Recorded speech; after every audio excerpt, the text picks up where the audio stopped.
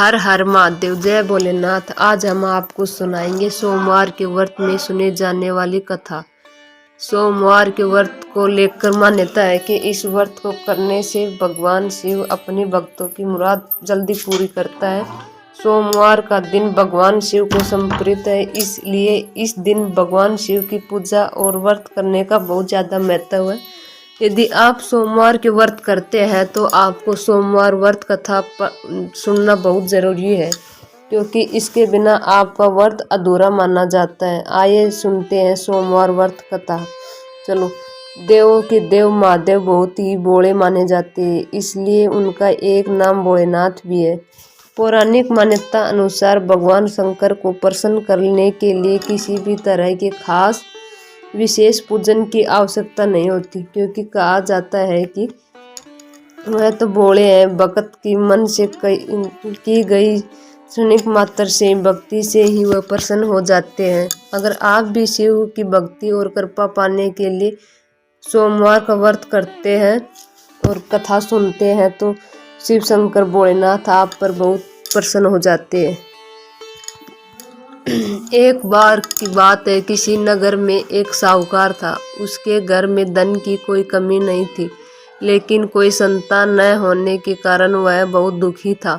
संतान प्राप्ति के लिए वह हर सोमवार का व्रत रखता था और पूरी श्रद्धा के साथ शिव मंदिर में जाकर भगवान शिव और पार्वती की पूजा करता था। उसकी भक्ति देखकर एक दिन माँ पार्वती प्रसन्न होकर शिव से साहूकार की मनोकामना पूर्ण करने के लिए कही।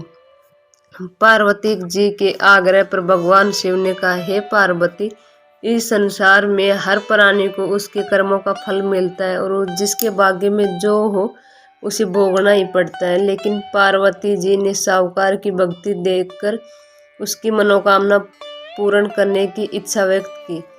माता पार्वती के आग्रह पर शिव जी ने साहूकार को पुत्र प्राप्ति का वरदान दिया, लेकिन उन्होंने बताया कि यह बालक 12 वर्ष तक ही जीवित रहेगा। माता पार्वती और भगवान की शिव की बातचीत को साहूकार सुन रहा था, इसलिए उसे ना तो इस बात की खुशी हुई ना ही दुख। वह पहले की बातें शिव जी की पूजा करता रहा। कुछ समय के बाद साहूकार की पत्नी ने एक पुत्र को जन्म दिया। जब वह बालक 11 वर्ष का हुआ तो उसे पढ़ने के लिए काशी भेज दिया गया।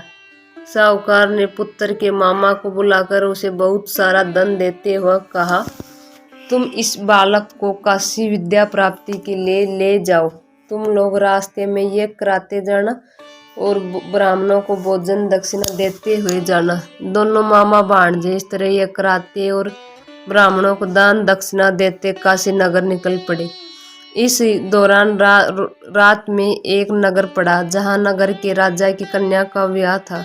लेकिन जिस राजकुमार से उसका विवाह होने वाला था वह एक आंख से काना था। राजकुमार के पिता ने अपने पुत्र के काना होने की बात को छुपाने के लिए सोचा, क्यों न उसने साहूकार के पुत्र को दूल्हा बनाकर राजकुमारी से विवाह करा दो। विवाह के बाद इसको धन देकर विदा कर दूंगा और राजकुमारी को अपने नगर ले जाऊंगा। लड़के को दूल्हे के वस्त्र पहनाकर राजकुमारी से विवाह करा दिया गया। साहूकार का पुत्र ईमानदार था, उसे ये बात सही नहीं लगी। इसलिए उसने अवसर पाकर राजकुमारी के दुपट्टे पर लिखा कि तुम्हारा विवाह मेरे साथ हुआ है, लेकिन जिस राजकुमार के संग तुम्हें भेजा जाएगा वह एक आंख से काना है। मैं तो काशी पढ़ने जा रहा हूँ। जब राजकुमार ने चुन्नी पर लिखी बातें पढ़ी तो उसने अपने माता पिता को यह बात बताई। राजा ने अपनी पुत्री को विदा नहीं किया और फिर बारात वापस चली गई। दूसरी ओर साहूकार का लड़का उसका मामा काशी पहुंचे और वहां जाकर उन्होंने यज्ञ किया। जिस दिन लड़का 12 साल का हुआ उस दिन भी यज्ञ का आयोजन था। लड़के ने अपने मामा से कहा कि मेरी तबीयत कुछ ठीक नहीं है। मामा ने कहा, तुम अंदर जाकर आराम कर लो। शिव जी के वरदान अनुसार कुछ देर में उस बालक के प्राण निकल गए। मर्त भांजे को देखकर उसके मामा ने विलाप करना शुरू कर दिया। संयोगवश उसी समय शिवजी और पार्वती उधर से जा रहे थे। पार्वती ने भोलेनाथ से कहा, स्वामी, मुझे इसके रोने के स्वर सहन नहीं हो पा रहा, आप इस व्यक्ति के कष्ट दूर करो। जब शिवजी मर्त बालक के समीप गया तो वह बोले कि यह उसी साहूकार का पुत्र है जिसे मैंने 12 वर्ष की आयु का वरदान दिया था। अब इसकी आयु पूरी हो चुकी है। लेकिन मातृभाव से विभोर माता पार्वती ने कहा कि हे महादेव, आप इस बालक को आयु देने की कृपा करें, अन्यथा इसके वियोग से इसके माता पिता भी तड़प तड़प कर मर जाएंगे। माता पार्वती के बार बार आग्रह करने पर भगवान शिव ने उस लड़के को जीवित होने का वरदान दे दिया। शिव जी की कृपा से वह लड़का जीवित हो गया। शिक्षा पूरी करके लड़का मामा के साथ अपने नगर की ओर वापस चल पड़ा। दोनों चलते हुए उसी नगर में पहुंच गए जहां उसका विवाह हुआ था।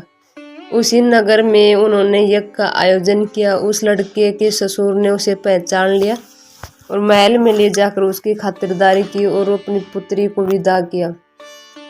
इधर साहूकार और उसकी पत्नी भूखे प्यासे रहकर बेटे की प्रतीक्षा कर रहे थे। उन्हें प्रण कर रखा था कि यदि उन्हें अपने बेटे की मृत्यु का समाचार मिला तो वह भी प्राण त्याग देंगे। परंतु अपने बेटे को जीवित होने का समाचार पाकर वह बहुत खुश हुए। उसी रात भगवान शिव ने साहूकार के स्वप्न में आकर कहे, हे सृष्टि, मैंने तेरे सोमवार के व्रत करने और व्रत कथा सुनने से प्रसन्न होकर तेरे पुत्र को लंबी आयु वरदान प्रदान की है। इसी प्रकार जो कोई सोमवार का व्रत करता है, जो कथा सुनता है और पढ़ता है, उसके सभी दुख दूर होते हैं, सभी मनोकामना पूर्ण होती है। जय हो शिव शंकर भोलेनाथ, हर हर महादेव। आप सभी को राम राम। हे भोलेनाथ, आप सभी पर अपनी कृपा बरसाए रखना। कहानी कहते और सुनते और उपकार बनने वालों को। जय हो शिव शंकर।